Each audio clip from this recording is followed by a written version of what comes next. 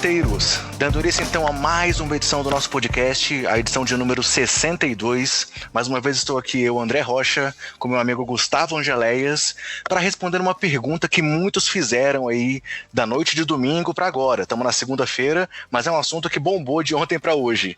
E aí, Gustavo, o All-Star Game renasceu? Vamos descobrir, né? Vamos debater, vamos falar.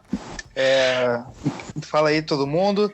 Mais uma semana, estamos firme e forte aqui. Semana passada a gente atrasou, mas essa vamos publicar na terça-feira, que é o nosso dia cativo. E vamos falar de basquete aí. Beleza, então galera, só dando aqueles recados gerais para começar nosso programa. Nosso podcast está disponível nos principais agregadores e no Spotify. E além disso, temos perfis nas redes sociais, sempre com o nome Basqueteiros e o nome do usuário @BasqueteirosNBA. O Twitter é o nosso carro-chefe, né? Estou aí dividindo esse trabalho no Twitter com o Gustavo. E também temos lá o Facebook, o Instagram. E estamos postando também um podcast em áudio no YouTube. Se você tiver mais facilidade de ouvir pelo YouTube, também está disponível lá desde a edição 59. Mas então, Gustavo, como a gente estava falando, o assunto hoje é o All-Star Game, né? Vamos comentar tudo que rolou de sexta até domingo aí na NBA? Vamos lá, simbora.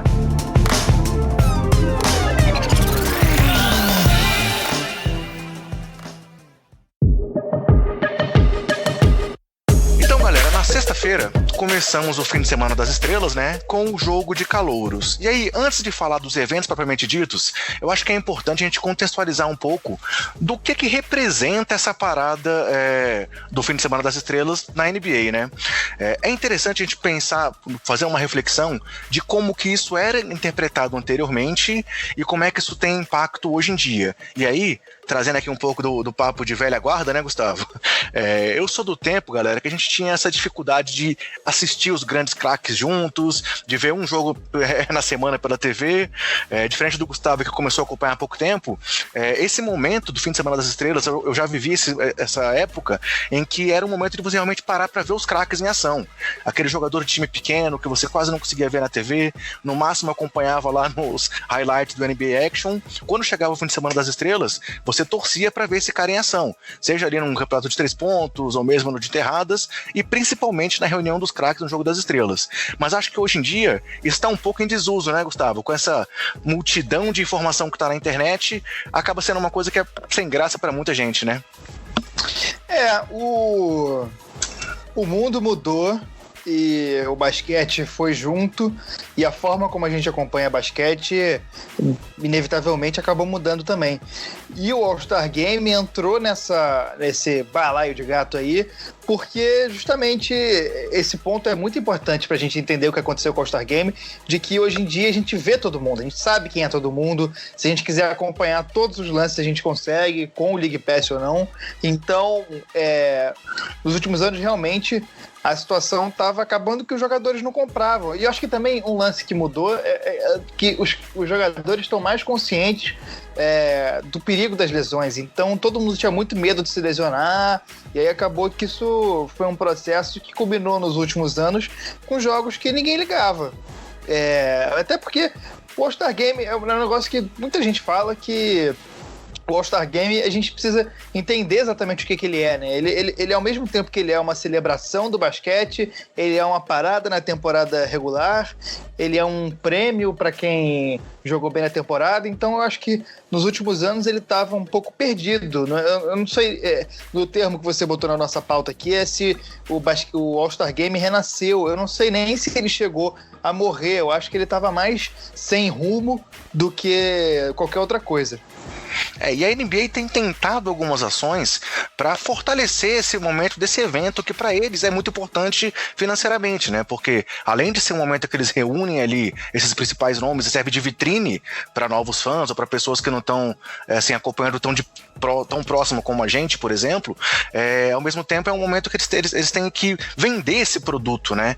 Então, seja no jogo dos calouros, que começou lá com aquela disputa entre calouros e jogadores de segundo ano, e aí recentemente virou essa formato aí de Estados Unidos contra o resto do mundo, até para poder acirrar uma rivalidade, seja ali nas mudanças que tentaram fazer já no campeonato de 3 pontos, colocando a pontuação maior, e dessa vez ficou maior ainda, com a questão aí do aquele arremesso mais distante que valia 3 pontos ao invés de 1 ponto ou 2 pontos, seja no campeonato de enterradas, que eles sempre tentam revigorar aí, trazendo jogadores com um pouco mais de nome, ou nas mudanças recentes no próprio jogo das estrelas, né?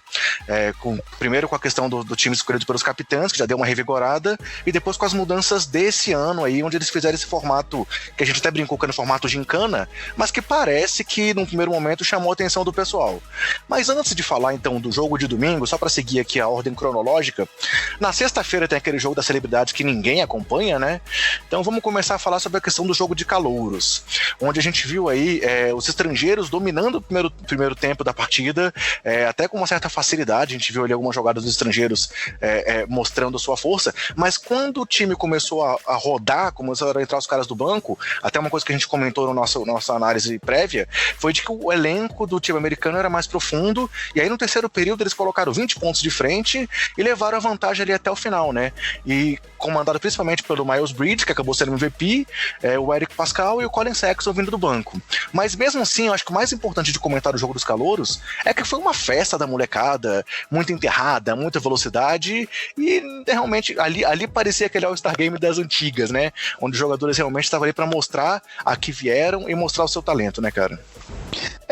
Esse jogo acaba que quem começa o jogo atento acaba que se destaca, né? Eu acho que é muita questão de atenção, porque o esporte como um todo, qualquer esporte, é uma questão muito de concentração. Os caras que entram ligados num jogo festivo, eles acabam saindo na frente.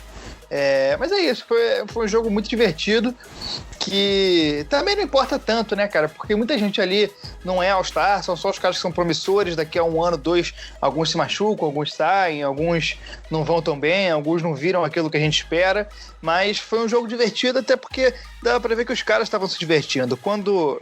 É o lance que, cara, a gente vai bater nessa tecla aqui o tempo todo, e é o que todo mundo vai falar. Quando os jogadores compram o negócio, fica divertido. Os caras compraram, eles estavam se divertindo. O Trey e o Doncic se desafiando, o Miles dando enterrada, todo mundo correndo que nem louco. Então, isso acaba que fica muito mais divertido quando os caras compram e quando eles se divertem. Essa diversão acaba passando para quem tá de fora.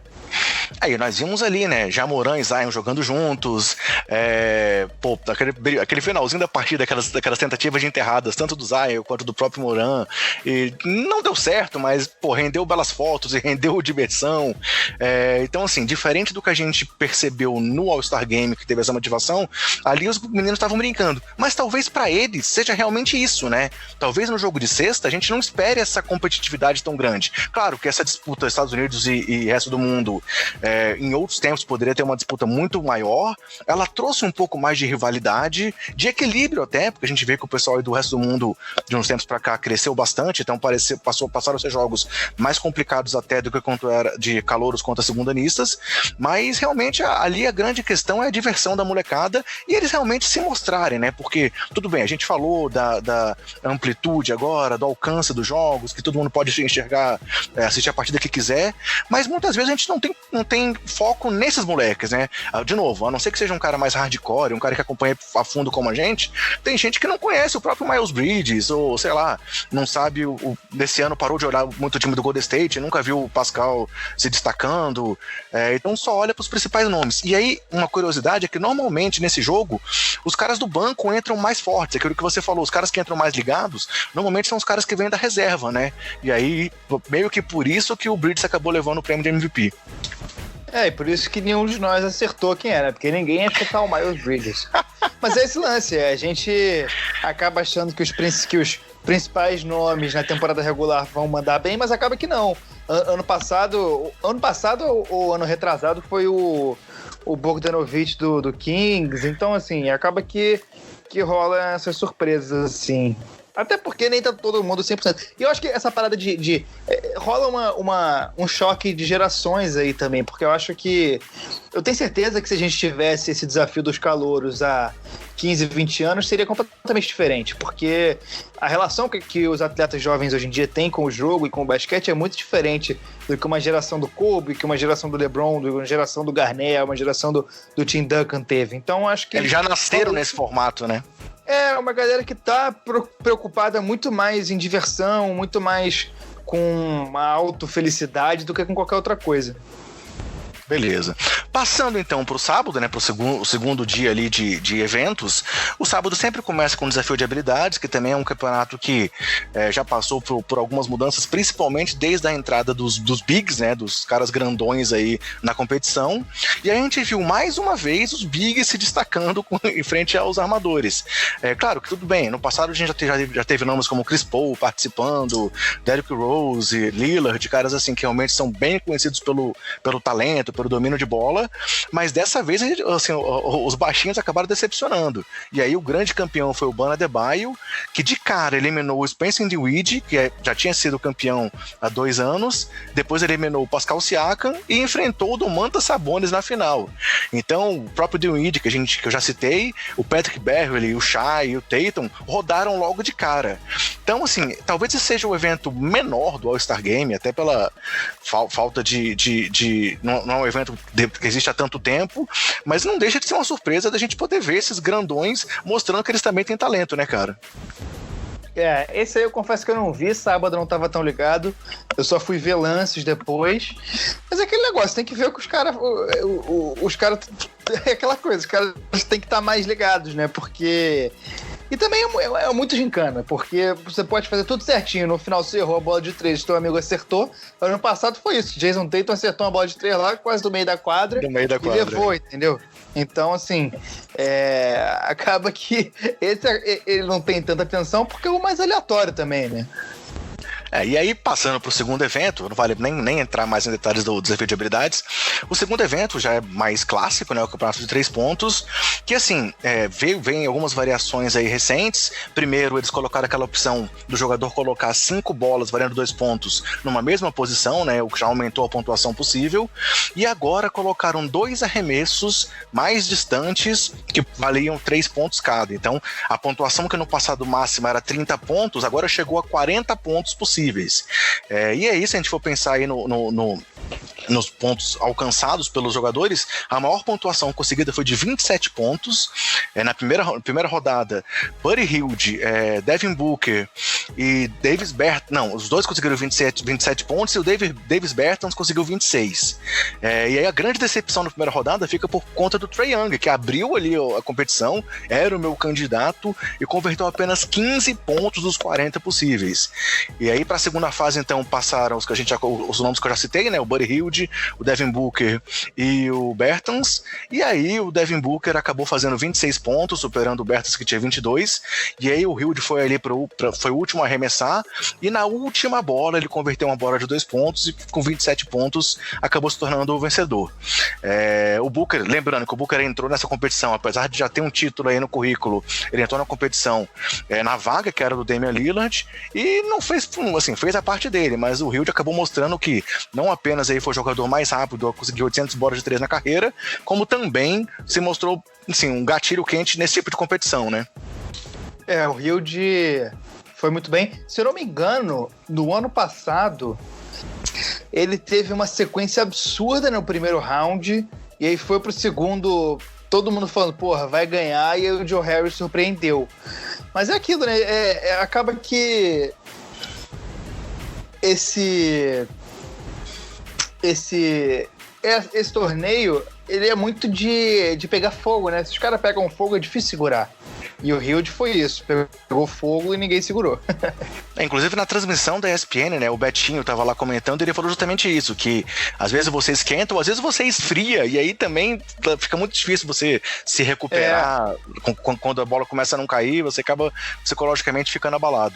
E aí só vale a pena comentar assim, que esse torneio de 3 pontos, desses campeonatinhos que existem aí durante o fim de semana das estrelas, né, o All-Star Weekend, é o mais valorizado, né, o que a gente vê realmente os caras querendo jogar. Já tivemos aí Curry recentemente, Klay Thompson, Lillard sempre participa, o próprio Devin Booker aí já tinha vencido, então esse é onde os caras realmente vão, até pela questão da mudança recente da NBA, valorizando muito as bolas de 3, historicamente já tinham grandes nomes, como Larry Bird, tricampeão, o Craig Hughes foi tricampeão também lá nos anos 90, mas assim, é complicado é complicado não, você vê que aí realmente os caras têm interesse de participar, diferente até do porque último... corre menos risco, né, cara? Corre menos risco, não tem muito risco de lesão, então acaba que é um comprometimento muito menor. E também não tem risco de se comprometer, digamos assim. Não só fisicamente, mas assim, se eu vou no campeonato de enterradas e não consigo enterrar e tal, é diferente de eu errar um arremesso, que é uma coisa mais ali do dia a dia, né?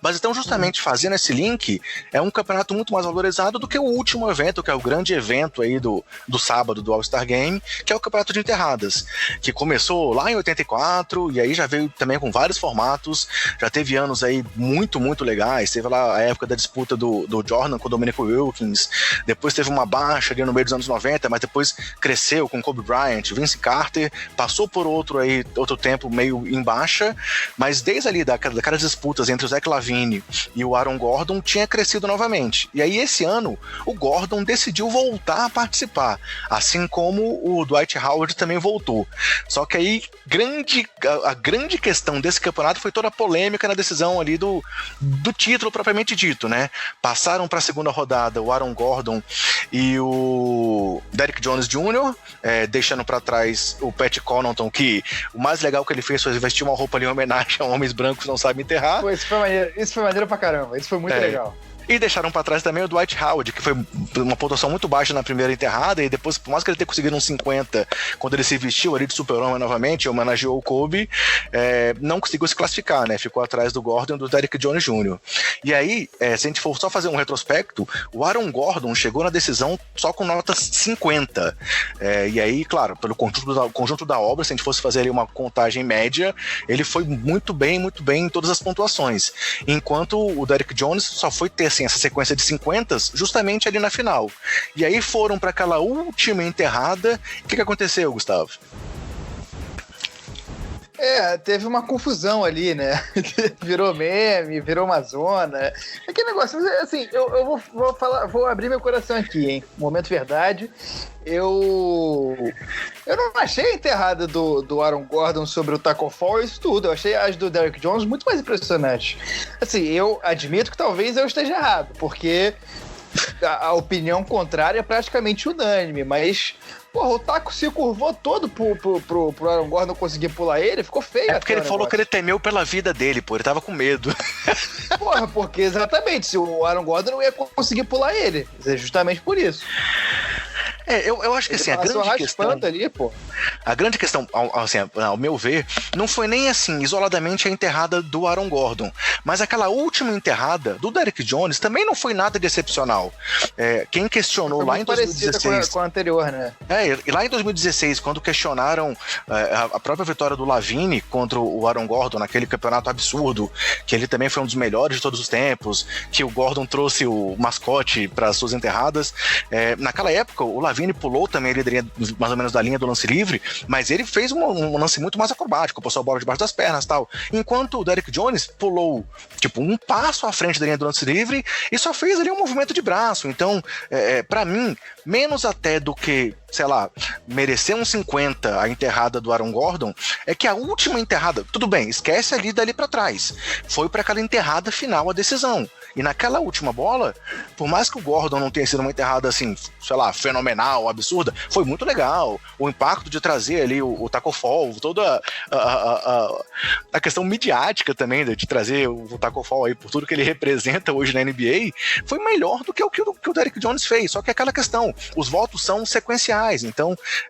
na empolgação da primeira, os jurados deram os votos, e aí depois, na segunda, 3 jurados deram uma nota 9, né? Então, até tiveram as críticas aí, a questão do Dwayne Wade, porque o Wade pode ter favorecido o Derrick Jones por causa do Miami, mas não foi só ele, o Pippen também deu nota 9, esqueci o nome agora do Pantera Negra, do ator, não sei se você lembra o nome dele.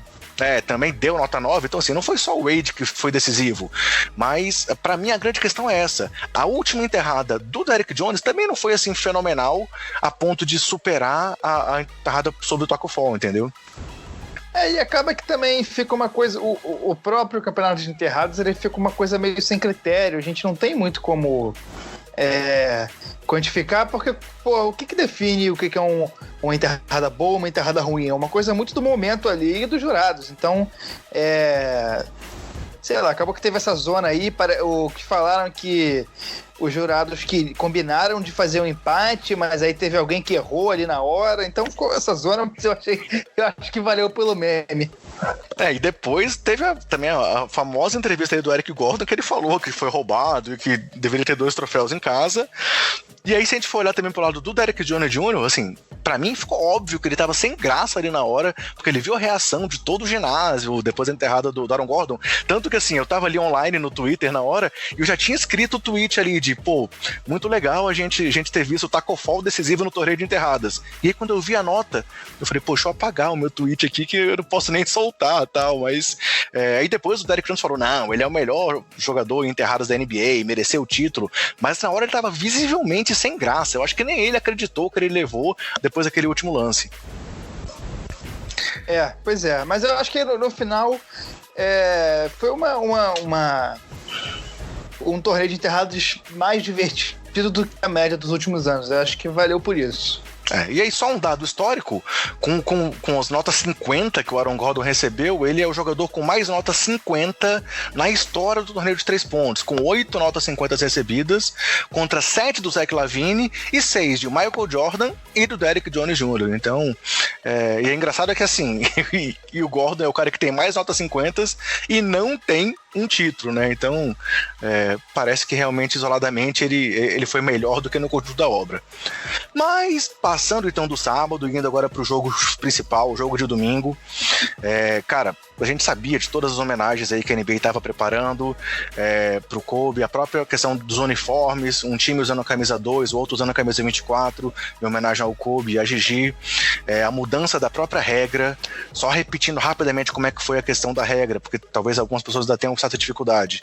Apesar que depois que viu na prática, eu acho que ficou mais claro, mas os quartos foram divididos separadamente, então cada quarto tinha uma pontuação e quem vencesse o quarto doava uma premiação de $100 mil para uma instituição de caridade, e ao final do terceiro quarto foi somado o placar dos dois times e o vencedor seria quem tivesse a pontuação maior entre os dois times no terceiro quarto, mais 24, também em menção ao Kobe, né? Então foi uma homenagem aí bem legal pro Kobe, e tivemos também discurso do Magic Johnson no começo, falando do David Stern e do próprio Kobe, 8.2 segundos de silêncio que o Magic pediu, aquela apresentação musical da Jennifer Hudson que foi muito linda, com aquelas imagens do Kobe atrás, a gente achou que talvez não tivesse mais como se emocionar com o Kobe, mas deu pra dar uma lacrimejada ali naquela hora, né, Gustavo?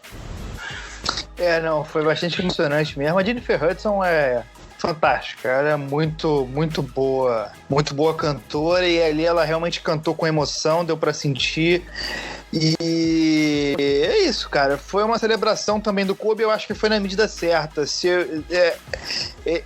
Teve um começo ali, meio que o geral do All-Star Game foi uma homenagem ao Kobe, antes ali na apresentação teve, e não foi o tempo todo. Eu acho que eles fizeram na medida certa, não deixar isso ofuscar a festa, nem a festa ofuscar isso. Acho que além disso, a introdução dos jogadores foi fantástica pelo Common, que é um cara, pra quem não conhece, vale a pena buscar, porque ele é um cara que mistura muita coisa ao rap e realmente ele é muito bom e fez uma apresentação bem legal dos jogadores. E achei que uma apresentação... Foi o MVP do jogo das celebridades, hein? Eu não ia falar não, mas abrindo parênteses, foi o MVP também. E ele é de Chicago, né? O primeiro troféu do Bulls em anos aí. Pô, sacanagem. Vai, segue, vai. Não, e é isso, achei a introdução bem legal. E, cara, o jogo... Uma homenagem aos jogadores nativos de Chicago também, que foi bem legal, né? A gente viu o Dwayne Wade chorando ali. Homenagem aos jogadores e homenagem à cidade em si também, que foi muito legal. E isso foi interessante. Até porque não tinha um All-Star Game em Chicago desde 88, então meio que foi uma celebração realmente à cidade de Chicago, que é muito importante culturalmente para os Estados Unidos, fora do eixo Los Angeles, Nova York, que são as duas maiores cidades, é uma das cidades mais importantes dos Estados Unidos, né, culturalmente. Exatamente, e justamente isso, assim, mostrou que a cidade pode ter grandes nomes, e aí vimos também grande movimentação aí do Fire Garpax, Fire Jim Ball. A gente viu que a torcida do Chicago também tentou mostrar ali como um palanque para tentar ver se o time consegue retomar essa importância histórica na NBA, mas não vou me ater muito a isso não, vamos voltar a falar do jogo. Só ainda falando sobre o Kobe, inclusive, assim, sinceramente, eu até me pergunto se o fato do jogo ter sido tão disputado vem muito dessa questão das mudanças de regra, se o pessoal realmente gostou muito dessa questão aí desse basquete por sets, digamos assim, ou se também foi uma motivação muito grande por esse fator Kobe Bryant, né? Os caras estavam ali talvez querendo honrar realmente o nome do Kobe, era uma celebração em nome dele, e a gente viu ali jogadores se esforçando pra caramba. Há quanto tempo que a gente não viu o Chris Paul jogar tanto no All-Star Game? O LeBron não, o LeBron desde aí que mudou essa questão do capitão principalmente, a gente vê que ele, como você fala, não quer perder nem para o ímpar, né? Não quer perder nem porrinha, e ele sempre joga muito e tal, mas a gente viu realmente os times muito dedicados. E aí a gente viu placares absurdos, como sempre. O primeiro quarto acabou 53-41 pro time LeBron, então eles já ganharam a premiação de $100 mil. No segundo quarto, o time Giannis reagiu muito, muito bem, venceu por 51-30, então ficou aí mais ou menos 1-1. E no terceiro quarto houve um empate em 41-41, o que fez a premiação do terceiro quarto passar para o quarto período. E aí no quarto período tivemos aí uma reação do time LeBron, que estava atrás do placar, e eles venceram por 33-22, chegando assim a 157 pontos contra 155, e conseguiram assim a vitória. A única coisa até que depois eu vi até o Embiid comentando depois no Twitter é que assim, só foi um pouco anticlímax a cesta da vitória ter vindo num lance livre do Anthony Davis, né, cara? Todo mundo comentou isso, mas é aquela coisa, tem que ir adaptando. Foi uma primeira vez, uma primeira ideia que, cara, eu sinceramente não comprei a princípio. Achei uma ideia ruim, achei que tinha tudo pra dar errado, mas, porra, tava completamente enganado. Foi um formato que deu muito certo, porque se você... É aquele negócio que eu já falei aqui, que todo mundo fala, precisa que os jogadores comprem. E os jogadores dessa vez compraram.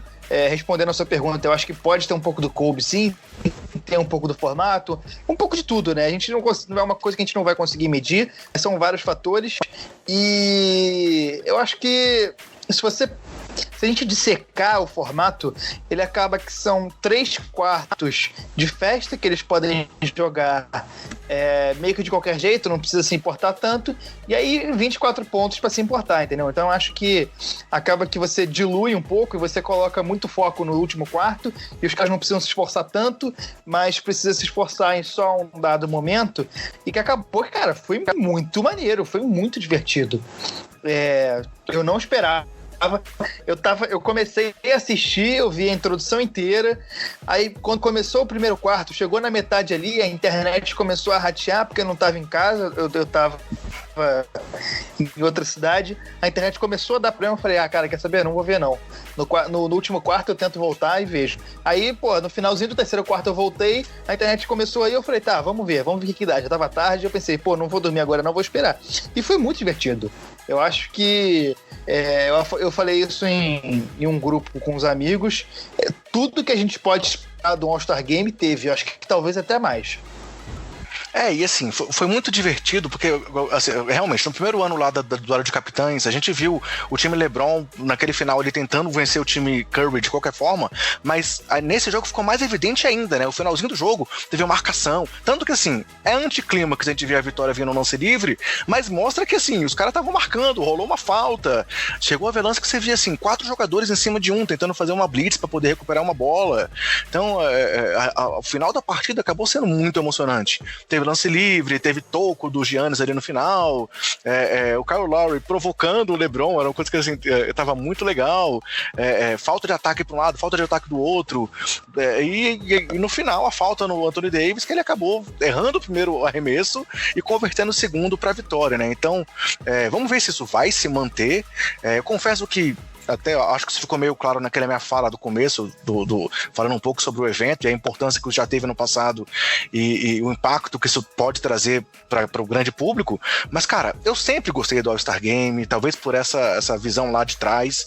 Sempre, claro, tem alguns jogos que realmente era difícil de se animar, mas eu lembro dos jogos dos anos 90, que eram muito disputados, e agora eu tô vendo isso realmente acontecer. Por isso que eu brinquei essa questão do All-Star Game renasceu, porque quem sabe essa rivalidade agora, ainda que ela não seja que os jogadores se poupem, como você disse, a gente sabe que depois daquela lesão do Paul George pela seleção americana, eles ficaram realmente com muito medo de qualquer questão que possam prejudicá-los.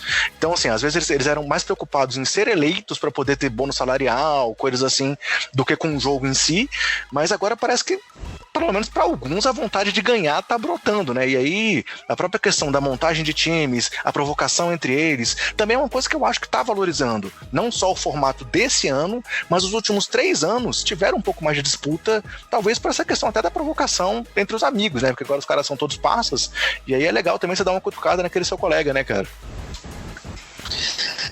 E eu achei aquele lance, né, cara? É uma mudança que dá uma rejuvenescida no All-Star Game para talvez daqui a 10 anos ter uma nova renovação e o pessoal voltar para um jogo normal e falar, porra, era isso que precisava, entendeu? Eu acho que são ciclos. O All-Star Game é uma celebração. Eu acho que ninguém defende a sério que acabe o All-Star Game. E acho que quem defende a sério, se não tivesse All-Star Game, ia pedir que tivesse, entendeu? Ia reclamar do mesmo jeito, né? Pois é, eu acho que é aquele lance. Os caras do Bola Presa, o Denis e o Danilo, falam muito disso, de como o Bola Presa, de como o fim de semana das estrelas, ele não é pra gente que é viciado em basquete e que vê todo dia, que tá sempre ligado nos caras. É pra vovó, pro vovô, pra quem começou a assistir semana passada, pra quem começou a assistir há um ano e talvez ainda não tenha o Liga Pass, não assistiu um jogo do Grizzlies, não assistiu um jogo do Milwaukee. Então, assim, eu acho que tem que ir adaptando. Eu acho que dá uma rejuvenescida. Eu tô curioso para ver o que a NBA vai fazer ano que vem, porque empolgação eu acho que não vai faltar. É um formato que deixou as pessoas empolgadas porque pode vir. Minha esposa mesmo, assim, ela não acompanha, ela não curte tanto esporte, não acompanha a NBA, e ela chegou pra mim, a hora que eu falei que a gente ia gravar hoje, você viu que o time do LeBron ganhou, tá? Eu falei, tá vendo, você acompanhou, então realmente a gente vê que tem uma repercussão. Por quê? Ela falou que ela viu na televisão do elevador do trabalho dela, então a gente vê que é uma coisa que é comentada. Eu cheguei no trabalho hoje, estava passando na TV da redação o Jornal Hoje da Globo e uma matéria sobre o Jogo das Estrelas. Então, justamente um momento para trazer gente que não é do universo da NBA para a NBA. Uhum. E aí, assim, voltando só a essa questão que a gente comentou do quanto o fator Kobe pode ter influenciado, o MVP da partida foi Kawhi Leonard, né? E assim, a gente viu ele falando depois do jogo, ao receber o troféu, que agora o troféu de MVP do All-Star Game é nomeado o troféu Kobe Bryant, né? Kobe aí é um dos recordistas de prêmio de MVP com 4 troféus. E aí o Kawhi falou, né, que assim, foi muito uma honra ser o primeiro cara a receber o troféu Kobe Bryant e que ele queria agradecer ao Kobe por tudo que ele fez por ele, pelas conversas, pelos treinos, e depois falou que palavras não podiam expressar o quanto ele estava feliz de poder chegar na sala de troféus dele e ver entre os troféus que ele já tem, um com o nome do Kobe. Então, assim, talvez, por isso que eu falei dessa questão da motivação extra. E o próprio Kawhi, que é um cara que, assim, a gente vê que ele sei lá, acho que em outros jogos de All-Star, ele nunca tinha corrido tanto, talvez para se poupar, a gente sabe da questão toda dele se poupar, e nessa partida ele realmente meteu, se eu não me engano, 8 bolas de 3, foi o cestinha do jogo. Então acho que o fato dele ter sido o MVP reforça essa questão do impacto do Kobe para essa partida também. Cara, a temporada daqui até o final vai ser a temporada que o Kobe vai estar presente mais do que nunca, assim, isso é inevitável. E são homenagens, cara, homenagens nunca vão ser demais. E só falando do Kawhi, um feito dele com esse troféu é que se ele já era ao lado do Michael Jordan e do Hakeem Olajuwon, um dos 3 jogadores que já tinham sido MVP das finais, All-Star e defensor do ano, ele agora, ao lado do Jordan, é um dos 2 únicos MVP das finais, MVP do All-Star Game e defensor do ano. Então, realmente coroa aí esses últimos anos brilhantes do Kawhi, principalmente nessa passagem dele aí de Toronto e agora em Los Angeles. Mais alguma coisa sobre o evento que você queira trazer? Ou podemos aí fazer um link para um jogo que precedeu o All-Star Game, mas que também vale a pena ser comentado? Não, vamos passar para a próxima. Beleza, então, galera. Na véspera do All-Star Game, e aí uma coisa que foi bem legal, que foi um jogo que passou inclusive na TV Bandeirantes, críticas à parte aí pelos atrasos que às vezes acontecem lá, mas assim, foi legal, pode ter sido um jogo que alcançou um público bem legal na TV aberta. Tivemos uma partida muito emocionante entre Boston Celtics e Los Angeles Clippers. O que teve nesse jogo aí, Gustavo? Cara, esse jogo, pra mim, ele demonstra 2 coisas. 3, na verdade. Eu acho que a primeira é que esse time do Boston se consolida como candidato ao título da NBA, vem forte, o time tá começando a se entrosar, as peças estão encaixando, sem lesão daqui até o final da temporada. É um time que vai chegar forte. Ele é um jogo, para quem duvidava do Jason Tatum, não duvidar mais, porque o que ele fez esse jogo é coisa de estrela, é coisa de jogador que a gente vê pouco por aí. Eu até acho que eu não concordo, mas eu entendia o ponto de algumas pessoas que duvidavam de certa forma dele, achavam que talvez ele não fosse isso tudo, mas eu acho que esse tipo de jogo é jogo grande, jogo de televisão nacional, jogo contra um candidato a título, no Boston, no TD Garden, jogo que vai para 2 prorrogações, então é jogo de estrela sim. Jason Tatum é bom demais e só tende a evoluir, e acho que é um jogo que mostra que o Clippers já vinha mostrando isso ao longo da temporada, mas eu acho que agora também consolida que talvez a temporada não vai ser tão fácil como algumas pessoas davam. Eu acho que eu vi muita gente colocando o Clippers um pouco mais acima do resto da NBA do que ele de fato está. Eu acho que o time vai ter dificuldades e não vai levar tão... Eu acho que nem chegar na final da NBA vai ser tão fácil assim. Eu acho que é candidatíssimo. Tem 2 caras bons demais, tanto no ataque quanto na defesa, como Kawhi e Paul George, mas que vai ser difícil. E foi um jogo divertido demais. Eu cheguei em casa nesse dia, no finalzinho do jogo, eu peguei o finalzinho do jogo e as 2 prorrogações, e no dia seguinte eu fui ver o resto do jogo, porque foi muito bom. Foi um jogo de basquete desses que é o jogo que a gente quer ver. A gente gosta de basquete para ver esses jogos grandes, que são grandes times, grandes jogadas, grandes jogadores, grandes ginásios, torcida empolgada. Foi justamente aquilo que a gente quer. O melhor do basquete é isso. Para ser melhor, só se tivesse arremesso no estouro do cronômetro, mas a única coisa que faltou foi isso. Confesso que esse jogo eu não assisti, tava muito cansado, acabei dormindo cedo, mas no dia seguinte amanheceu, eu vi seu WhatsApp lá comentando que o jogo tinha sido imperdível, fui ver logo os melhores momentos e tal, e realmente assim, o Tatum fez 39 pontos, os titulares do Celtics todos tiveram pontuação de dígitos duplos, 4 deles com pelo menos 19 pontos, o Gordon Hayward segue aí num momento muito legal, né? Teve 21 pontos, o Marcus Smart 31 pontos, o Kemba quase um triplo-duplo. 5 bolas de 3. 5 bolas de 3 do Marcus Smart, e o Tatum também. O Kemba teve um plus-minus de mais 22, então realmente o Boston mostrou ali o que veio. Só vale a pena ressaltar que o Paul George se lesionou no começo da partida, né? Não tô dizendo que teve influência direta no resultado não, mas ele só jogou 15 minutos, então vale a pena a gente, assim, tô comentando isso mais pra gente poder ficar de olho, saber aí quando que ele volta à ação, até por essa questão que você comentou aí, da dificuldade do Clippers, e se o Paul George ficar fora, não sei se eles vão poupar tanto assim mais o Kawhi aí nos próximos jogos, né? Porque, querendo ou não, por mais que eles possam pensar que não tem esse interesse numa primeira posição, desde o começo eles não estão brigando com unhas e dentes pra isso, evitar um confronto com o Lakers antes da final de conferência, eu acho que é uma coisa que eles têm que evitar, né? Exatamente. Outro ponto também do jogo importante é o Landry Shamet, que jogou bem e jogou e foi clutch, matou a bola de 3 em um momento decisivo.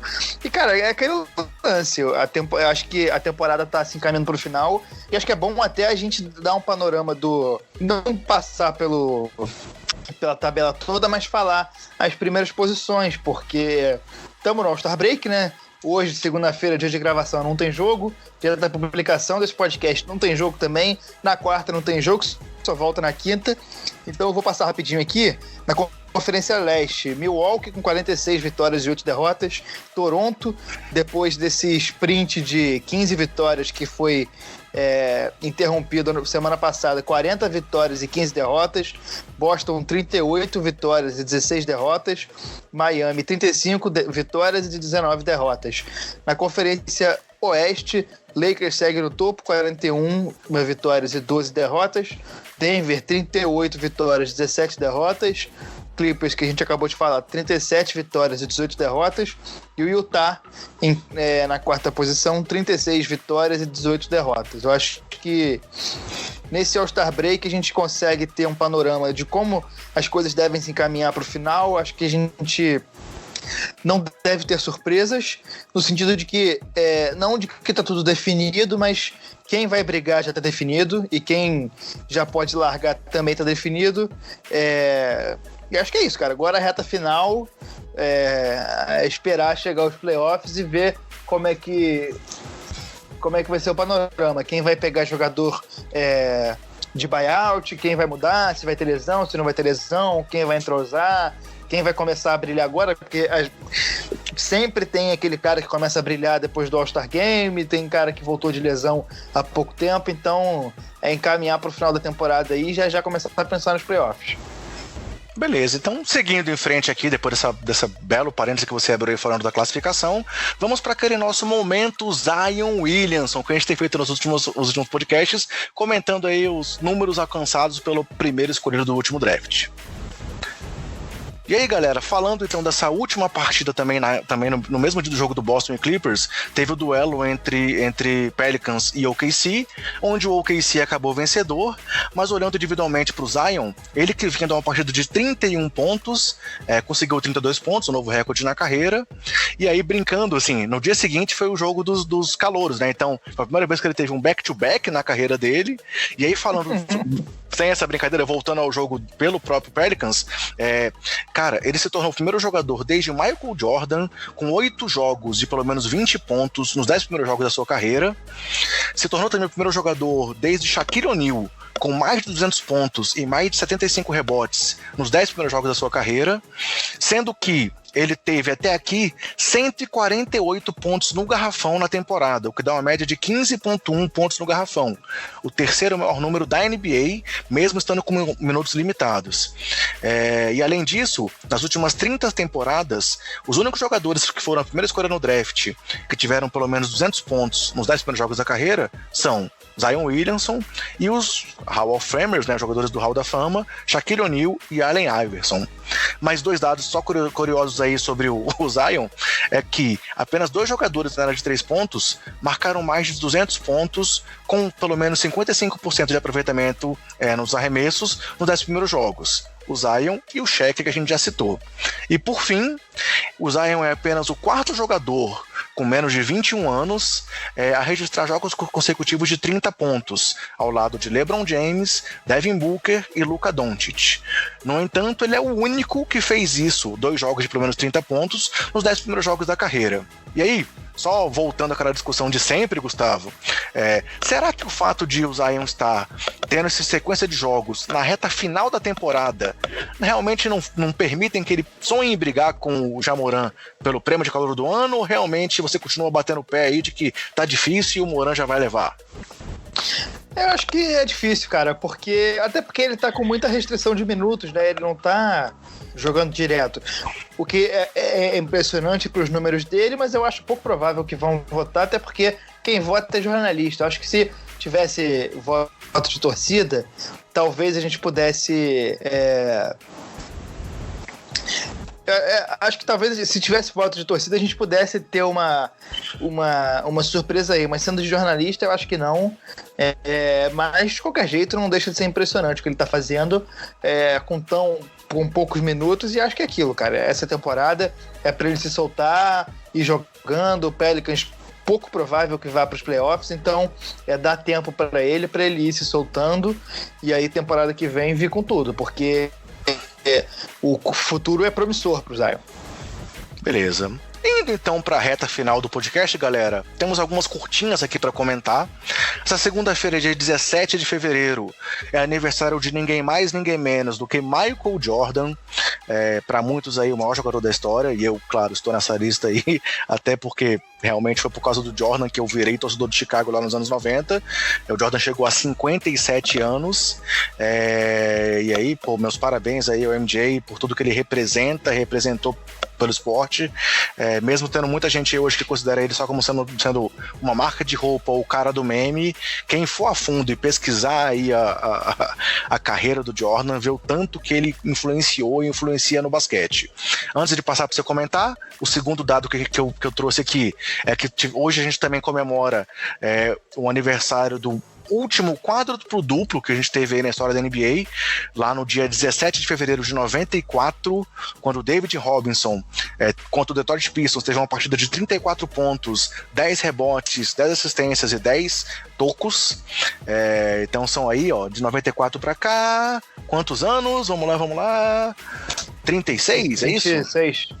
26 anos, desculpa. 26 anos aí do último quádruplo duplo registrado na NBA até hoje. E uma notícia aí do dia de hoje, tá lá também comentado lá no nosso Twitter. Tivemos aí 2 nomes interessando ao Houston Rockets no mercado aí de buyout. Quais são eles, Gustavo? A gente teve DeMar Carroll e Jeff Green, né? Assim, eu acho que o Jeff Green não tem jogado nada nos últimos anos, mas é uma aposta que vamos ver, né? Nesse Houston Rockets ele vai jogar de pivô. E o DeMar Carroll estava num contrato horroroso, ganhou o buyout, estava jogando muito pouco no Spurs e vai ser mais um arremessador aí pro Houston. E aí vamos deixar um abraço pro pessoal do Bola Presa, né? Denis e Danilo aí por mais uma chance que o Jeff Teague consegue depois de ser dispensado de um time na NBA. Exatamente. Mais um time que vai cair no golpe do Jeff Green. Agora, só comentando aqui sobre as outras coisas. Primeiro, o quadro pro duplo do David Robinson, né? Que é um jogador que, obviamente, eu não vi jogar. Esse quadro pro duplo dele aí, eu não tinha nem 6 meses, acho, de idade. Já nasci em outubro de 93, então o negócio de fevereiro de 94 aí eu era bem molequinho, tava com leite com pera. E aniversário do Michael Jordan, eu acho que é isso, cara. Você falou que hoje em dia ele é mais conhecido como meme, mas o Michael Jordan eu acho que é sinal dos tempos, né? O tempo passa e ele vai começando a ficar mais distante, talvez para gerações de hoje em dia. Eu acho que não a minha, porque a minha ele ainda estava muito presente. Eu, por exemplo, meu primeiro contato com basquete foi moleque vendo Space Jam, que eu fiquei amarradão e falei, esse esporte é maneiro. Então assim, a minha geração ainda pegou uns resquícios dele, mas acho que uma molecada hoje em dia de 15, 16, 18 anos já tá mais distante dele, talvez como a minha geração e a sua esteja do Bill Russell, talvez. Eu acho que é uma comparação que a gente pode fazer. Mas esse ano lança The Last Dance, né, cara? Que é um documentário da Netflix em parceria com a ESPN. ESPN, eu achei que eu tava falando da faculdade, mas não estava certo.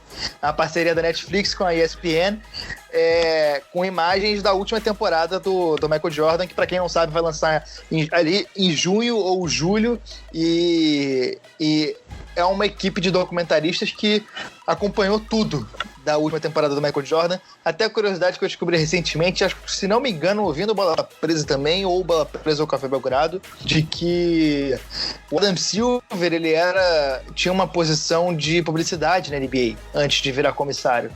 E foi justamente uma ideia dele de botar uma equipe de documentarista para acompanhar essa terceira temporada da segunda passagem do Jordan, né? Que ele teve 3 passagens. Então eu acho que saindo da Netflix talvez seja uma coisa que traga de volta um pouco esse legado do Jordan, essa importância dele, até para uma galera da minha idade. Hoje em dia eu tenho 26 anos. Eu acho que é um presente para todo mundo que gosta de basquete, né, cara? Vai ser muito legal de ver isso aí. E realmente, assim, é muito legal também, porque o Jordan é um cara que não aparece tanto, assim, né? Até pela posição dele de presidente, ele não dá tantas entrevistas comentando sobre jogadores e tal. E aí a gente vai ver realmente ele falando sobre aquela época e tudo que representou. E aí, falando sobre essa questão da passagem de bastão, vale citar o comentário recente aí do Antetokounmpo, dizendo que o Kobe é o Jordan da geração deles, né? Então, realmente, cada vez mais, como você disse, o Jordan tá ficando um nome mais distante. E esse documentário tem tudo para mostrar aí o impacto dele perante a galera. Mais alguma coisa que você queira trazer aí de curtinha, Gustavo? Não, só isso. Então, já passando aqui pro nosso encerramento, eu queria começar mandando um abraço pro nosso companheiro Marconi, que tá aí super enrolado com outros projetos, por isso que nas últimas semanas ele esteve ausente aqui, mas hoje mesmo a gente conversou com ele, em breve ele deve estar de volta com a gente, mas por isso que é bom a gente poder ter essa alternância, né, Gustavo? A hora que dois conseguem gravar, o outro não pode, a gente segura o podcast e não vamos mais perder nenhuma semana daqui pra frente, né? A gente vai segurando, vai dando um jeito. Isso aqui é um projeto paralelo de todo mundo, né? Que a gente faz com muito, muito carinho, muita vontade, mas tem horas que a vida real chama, né? E não tem jeito. Marconi tá no projeto Pai aí, que, porra, é a prioridade máxima. Já ele tá de volta. Fica um abraço aí pra ele. Ele deve voltar em março. Em março ele tá aí gravando com a gente, dando as opiniões dele. E aí vamos tentar também, né, voltar um pouco do que a gente trabalhava aí na temporada passada e trazer algumas pessoas para conversar com a gente nas próximas edições, né, Gustavo? Trazer aí umas participações especiais. Será que vai dar certo? Vai, a gente tá com projetos grandes aí, vamos trazer uma galera, estamos com uma galera engatilhada. O Mike D'Antoni já demonstrou interesse, Michael Jordan, ele não sabe bem se vai falar ou não, talvez espere o documentário sair para falar, mas vai vir gente grande aí para falar com a gente. Beleza, então é isso aí, galera. Queremos agradecer a presença de vocês mais uma vez aí ouvindo o nosso podcast. Como o Gustavo falou, a gente faz isso aqui com muito carinho, tentando trazer um conteúdo de qualidade para vocês. E aguardem então as próximas edições, que elas prometem vir com coisa quente por aí. Beleza? Um abração, Gustavo, um abração, galera, e até a próxima. Falou!